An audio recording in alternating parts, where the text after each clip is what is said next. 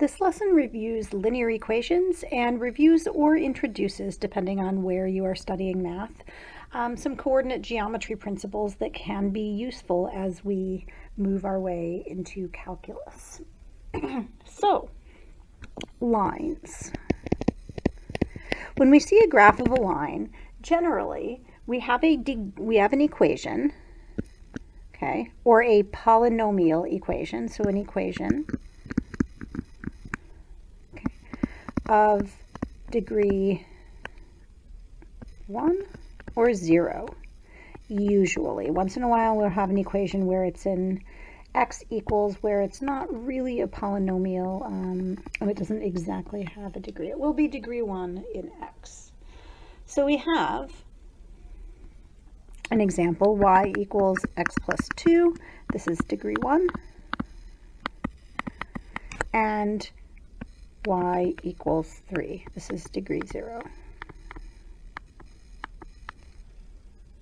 Okay. So we have a general equation. We have a few different ways that we can write equations of lines. So here we would general form. We can write it as ax plus by plus c equals 0, and this is useful as you get on into some linear algebra and you work with matrices. That is how you would want to write your equation of your line. So an example might be 4x plus 3y plus 2 equals 0. In general form, we want a, b, and c all to be whole numbers, and usually we want a to be positive as well. Okay, so we have standard form, which is also called slope-intercept form, which is what I will usually call it. And that's mostly because, to me at least, general form and standard form basically sound like the same word. So I want something that really differentiates this. And slope-intercept is probably the most useful form of a line that you will be using, because it gives you the slope of a line and it gives you the y-intercept. So here is our slope and here is our y-intercept. And remember, the y-intercept is where the line crosses the y-axis. So the handy thing about slope y-intercept, we can work out what the slope is simply from looking at the graph of a line. So if you remember, this is our slope formula. Our slope is equal to y2 minus y1 over x2 minus x1 for any point x1, y1, and x2, y2 on the line. So if we know any two points that are on the line, we can always work out what the slope is. And so it might be harder to look at a line and just write it directly into general form. Okay, so a third form of a line, which can be useful, it's not as easy to work with as slope-intercept form, but it is pretty useful if you have to write down the equation of a line and you are looking at a line and you know 2 points on the line. So this is point-slope form. So point-slope is actually just a rearrangement of our slope formula using, if we're going to leave one of those 2 points as variables. So that would be if we know 1 point on the line. So our slope here, so this would be, you would use this in a situation where you know 1 point on the line and you know the slope of the line. So that is y minus y1 equals m times x minus x1. And if you leave, you can see if we would replace x2, y2 in our slope formula with just x and y, you can go ahead and try rearranging that to give you the point slope form of a line.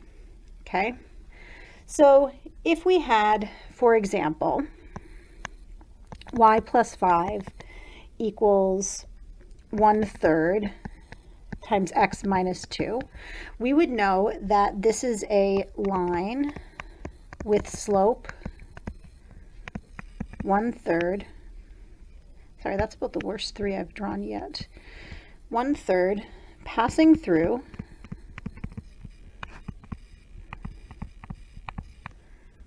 the point 2, comma, -5.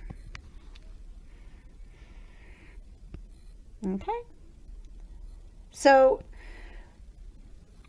we also have a couple of words we use to describe lines that are going in the same direction or that meet at a 90-degree angle, because those are combinations of lines we are interested in. So lines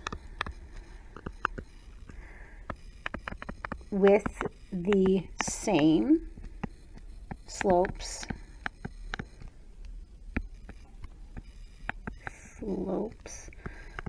are parallel.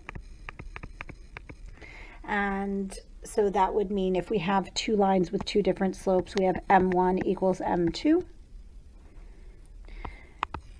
And lines with negative reciprocal slopes are perpendicular. So those are two important words. So remember, just in case you don't remember, parallel lines, at least in Euclidean geometry, continue straight and never meet. Negative reciprocal slopes, this means that m1 is equal to 1 over negative m2. Okay, so the first one slope is equal to the negative reciprocal of the other. Another way to think about this is when you multiply the two slopes together, you get -1. And those are our perpendicular points. Okay, so let's look at a quick example here.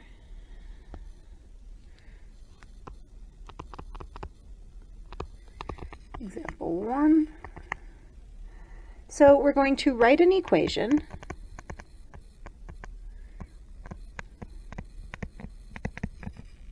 for the line perpendicular to y equals 3x plus 4, passing through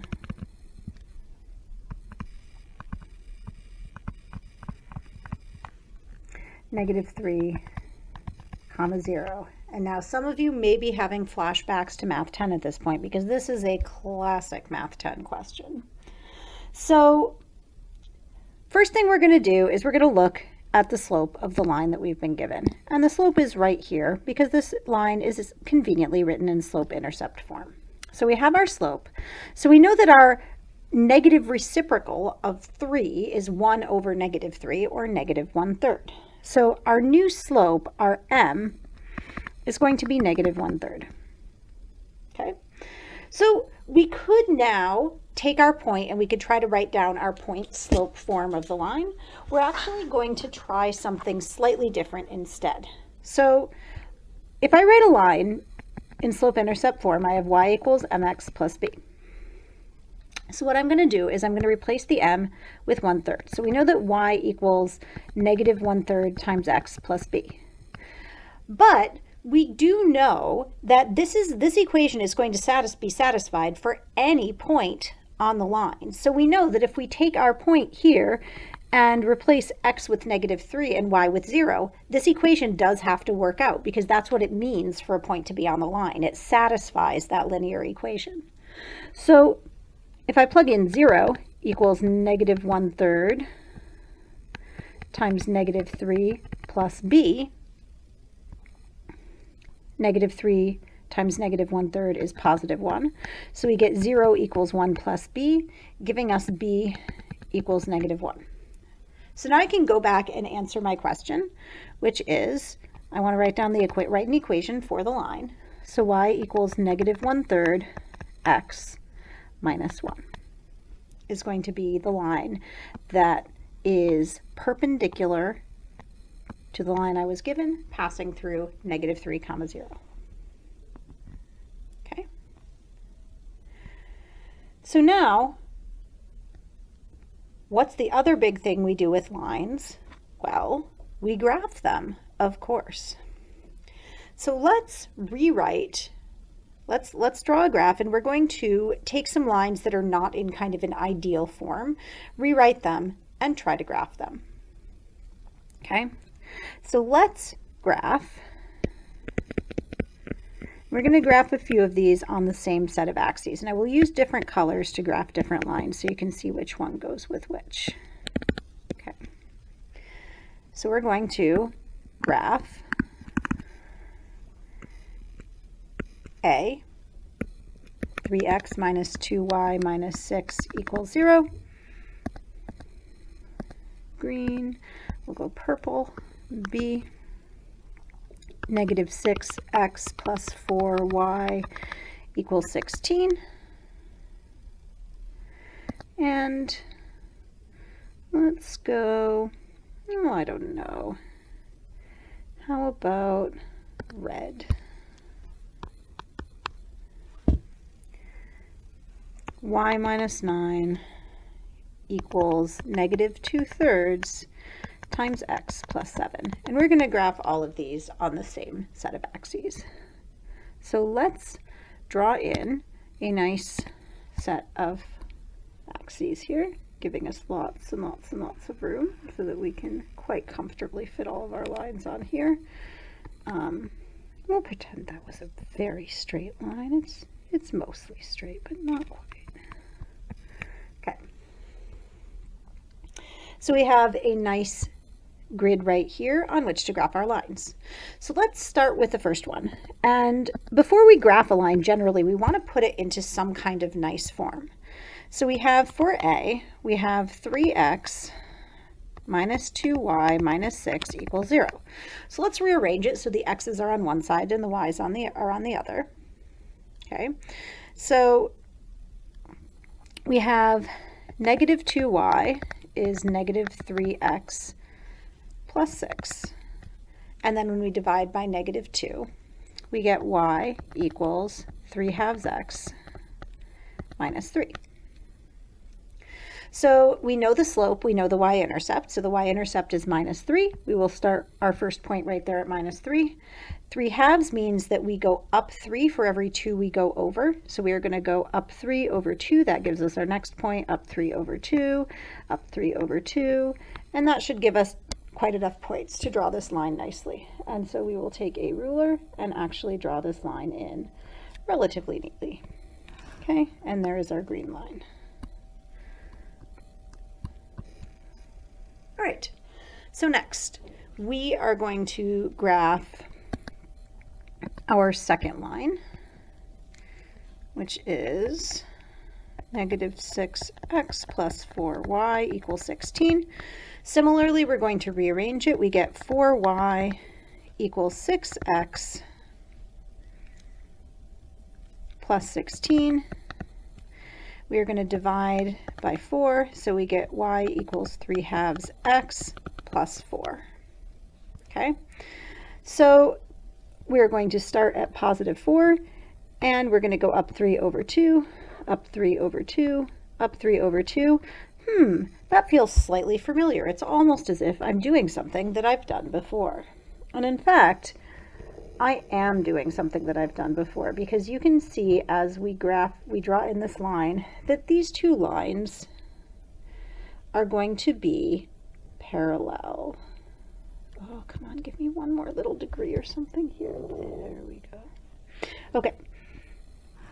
So these two lines are parallel. They are train tracks. They're going in the same direction, and as long as we keep our geometry Euclidean, they will never meet in either direction.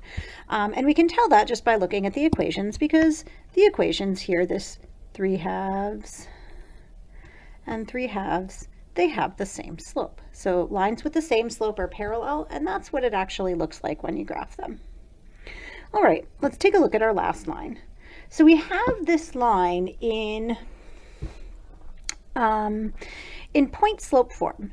So what I'm going to recommend is I could try to expand the brackets, rearrange everything, and make it so that this line is in slope intercept form, because you might think that would be easier to graph.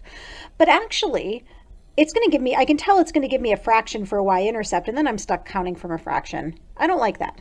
What I'm going to do is I'm going to notice that there is a point on the line right here that is, I have a point on the line that is -7, 9. So what I'm going to do is I'm going to go to -7, 1, 2, 3, 4, 5, 6, 7, and +9, 1, 2, 3, 5, 6, 7, 8, 9. And I'm actually going to start there. And then my slope is -2/3. So I'm going to go down to right 3, down to right 3, down to right 3, and down to right 3. And then draw in that line. So as, whoops, erasing it in the process. So as you can see, this line right here has a slightly different slope than these two lines, and you can actually look and see that this does in fact make a 90-degree angle. And in terms of our slope, we can see that here we had -2/3, which is the negative reciprocal of 3/2. And that is how we look at a line. Okay. So finally, what we're going to do is we're going to look at a couple of other coordinate geometry things that we can do that can be helpful for us in calculus. So we're going to be looking specifically at the distance formula and the midpoint formula, because we may want to find, there may come a time where we want to find the distance between either 2 points in space or between 2 lines. And we may also want to find a point that's in the middle. So my two formulas are here. So we have the distance formula.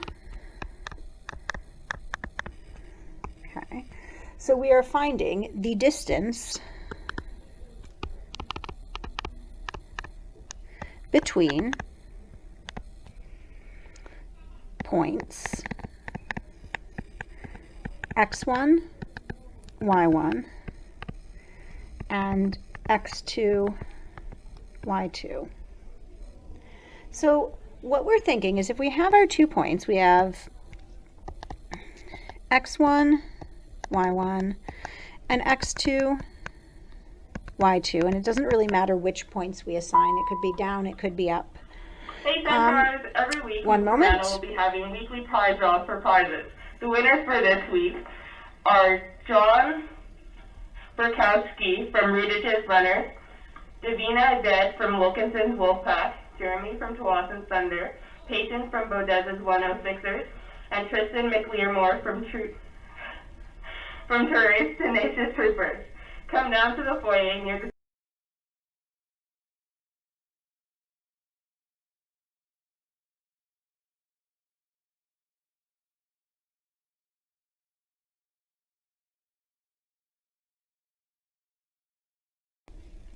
Apologies for the interruption.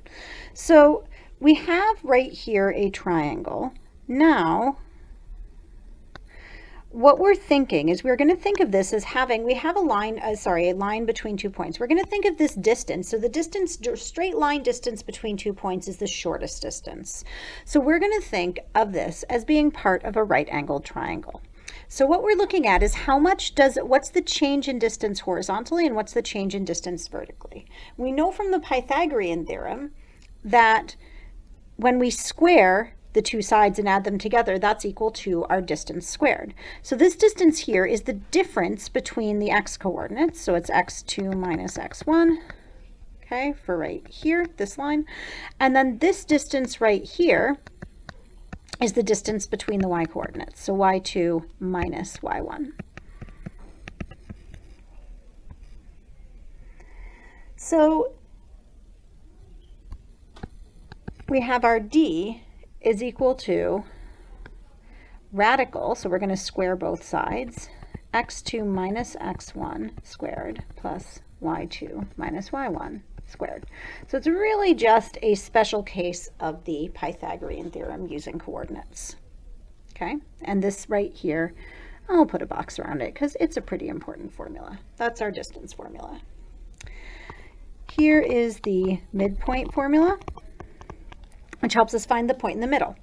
And so if you want the point that's in the middle of 2 points, x1, y1, and x2, y2, you really just want to find the x that's in the middle. It has the x that's in the middle of the x's and the y that's in the middle of the y's. So we are going to be averaging our x values. So x1 plus x2 over 2, that finds the point between them, directly between, and y1 plus y2 over 2. If you want to find the point in the middle, you add them together and divide by 2. Okay? So because this is calculus, clearly we're not just going to be solving problems like what is the midpoint between these 2 points. So where might we use this? So for example 3 here, we might be asked to find the shortest distance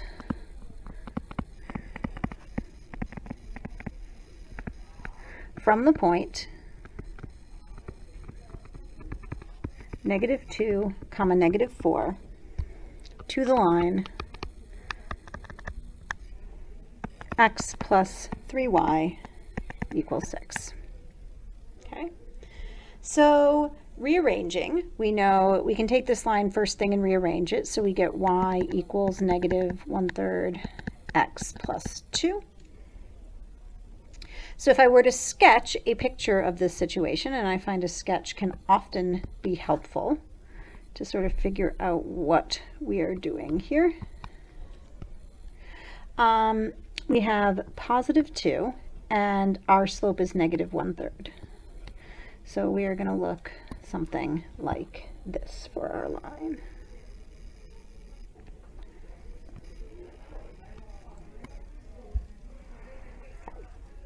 So we're trying to find the shortest distance between -2, -4. So we're looking at this point here. And the shortest distance is actually going to be the perpendicular distance.